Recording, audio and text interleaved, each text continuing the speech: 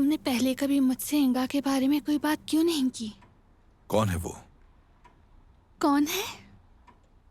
तुम्हारी साहब का बीवी। और इस वक्त वो कहाँ है?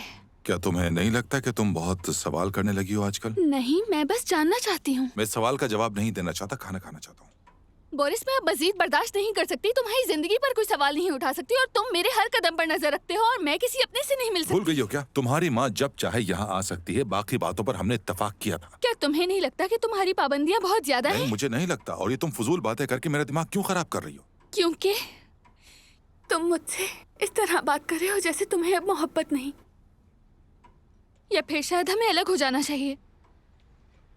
ये कैसा मजाक है? नहीं, मैं मजाक नहीं कर रही। मुझे लगता है हमें डिवोर्स की तरफ जाना चाहिए। मेरी जान, डिवोर्स का ख्याल अपने दिमाग से निकाल दो, हमेशा के लिए।